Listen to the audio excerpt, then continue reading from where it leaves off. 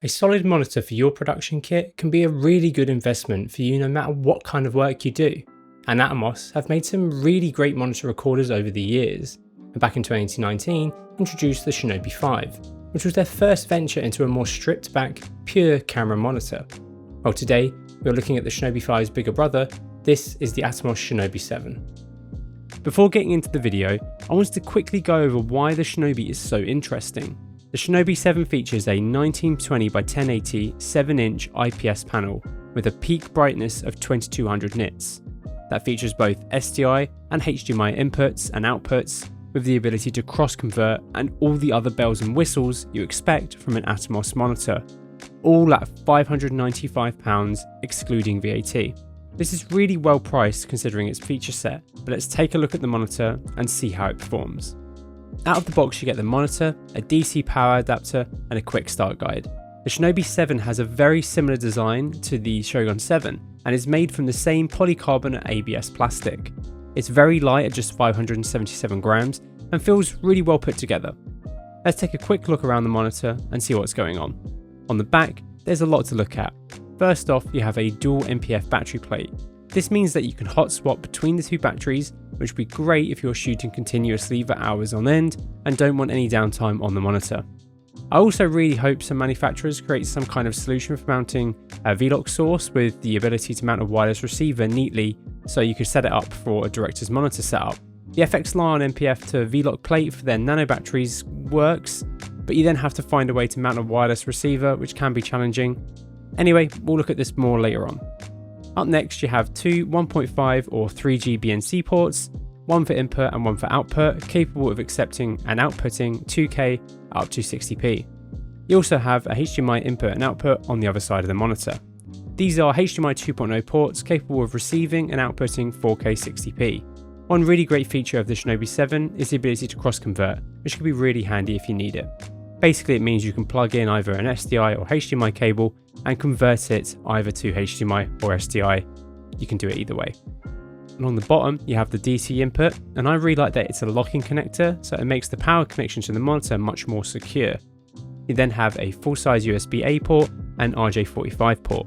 These are going to be used for camera control with later firmware updates.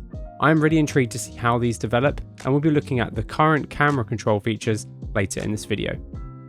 On the top and bottom you have a single 1/4 inch thread, which has the same anti-rotation location holes as the Shogun 7. This would be great to lock down the monitor when mounting it onto your camera package. On the right there is a recessed power button which can be used to lock the monitor by hitting the power button once.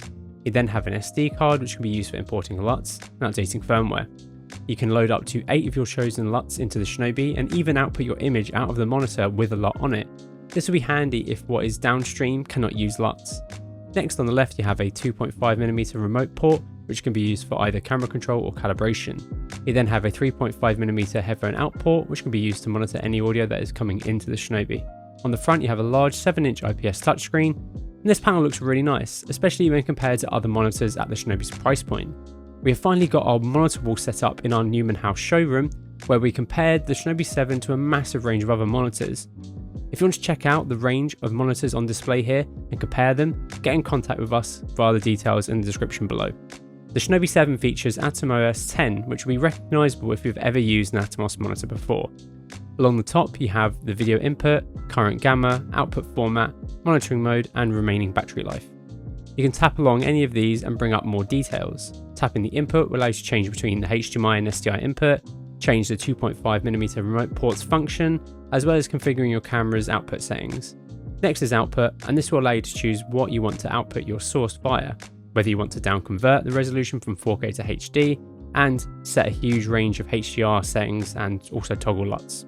Next is an audio meter for monitoring the incoming audio. You can also change the orientation of the audio levels on the main monitor screen. You then have the power tab where you can toggle between different cooling modes, a reminder you can tap the power button to lock and unlock, and lastly the power source and remaining voltage.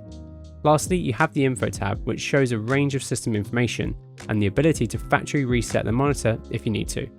Underneath the tab on the main screen you then have a set of audio meters which you can tap to go straight to the audio menu. Along the bottom you have all of the monitor's main functions. The yellow monitor button here will hide or bring back the monitoring function bar. If you are using the camera control function, This blue button will appear next. This will allow you to switch between the different camera control functions. You then have all of the monitoring functions, which consist of the following: Luma waveform, RGB parade, RGB overlay, vector scope zoom, histogram, RGB histogram, analysis, focus peaking, zebra pattern, false color, blue only exposure, zoom 1 to 1, zoom 2 times, zoom to 4 times, frame guides, safe areas, and anamorphic D-squeeze.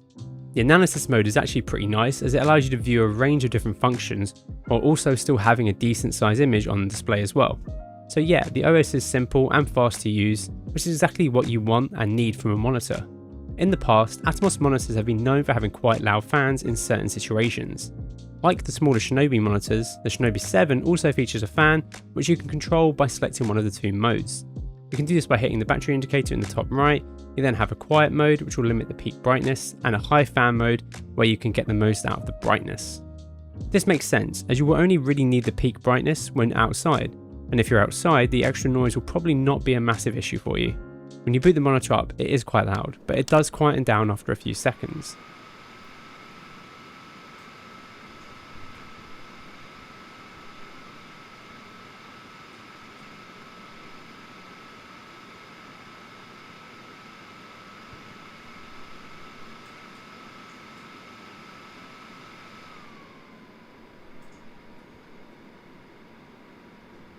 When running the screen at 100% brightness, it will generate some heat, and then the fan does get audible. However, it doesn't seem anywhere near as loud as the previous 5-inch Atomos monitors. A 7-inch monitor is quite large, so where can it be used on a set? Well, first off, on camera. On larger camera packages, a 7-inch monitor will be better than a 5-inch for viewing your image. This could be mounted directly on top of the camera or off to the side, which is common in studio configurations. However, for run and gun configurations, this may be too large for compact rigs, but this will be down to personal preference.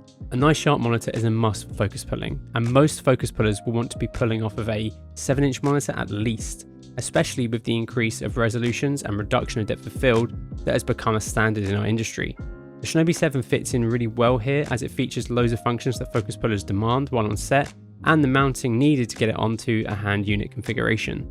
A monitor of this size will also work great as a director or client monitor. This could live on a neck strap with a cage attached to it with a wireless receiver, or even on a stand so different people can view it at the same time. So yeah, a 7-inch monitor may not be perfect for smaller camera packages, but they are much more versatile on sets where different people may be monitoring the camera's image. As you would expect, there are plenty of accessories for the Shinobi 7, though because the product is so new, there aren't really any specific cage options out for the Shinobi 7 currently, but I think this will change pretty quickly now that units are out in the wild. However, if you need something now, you should check out the wooden camera Director's Monitor Cage V3, which could be a nice solution if you want to use it as a director's monitor. When it comes to mounting, Atomos make a couple of Atomex arm and quick release plate kits, one 10-inch and one 13-inch. This could be really handy if you want to quickly take the monitor on and off the arm.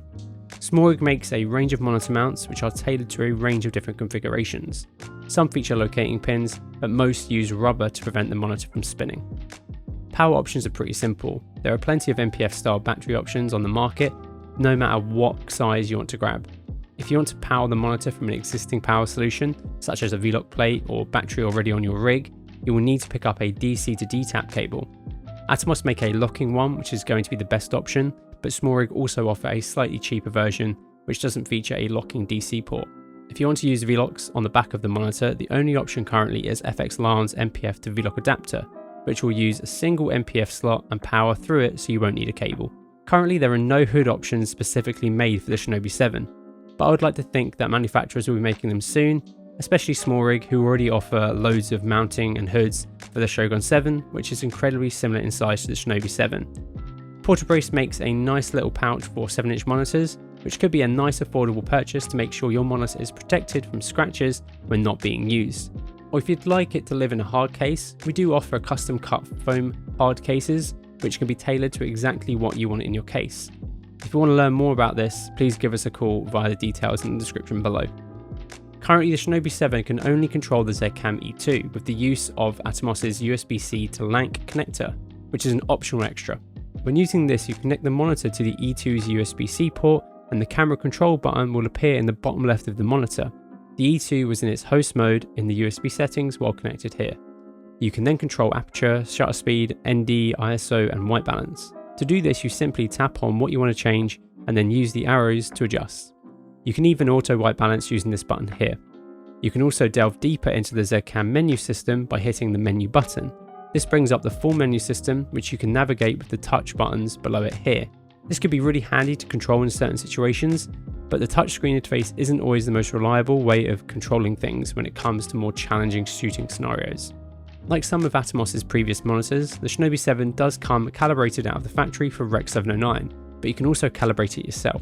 You can do this by either using the USB-A or USB-C, the serial cable that can be purchased separately to the Shinobi. You can then grab a X-Rite i1 Display Pro or Pro Plus and calibrate your monitor using your computer.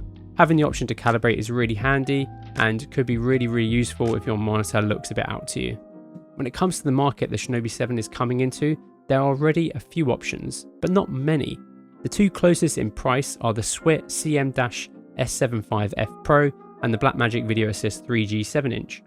However, they both lack the combined features of the Shinobi 7, and I think the panel on the Shinobi is definitely the best out of the three. So depending on what key specs or features are best for you, will determine what we'd recommend. If you'd like to compare the Shinobi 7 to a range of other monitors, our monitor wall in our Numashute location is the way to do so. If this is something you'd like to do, get in contact with us via details in the description below to book a demo. So overall, the Atomos Shinobi 7 is a really good, solid option for anyone looking at picking up a well-featured, bright 7-inch monitor. All we need now is Atomos to please bring back the 5-inch SDI version. Let us know what you think of the Shinobi 7 down in the comments below, and thank you so much for watching.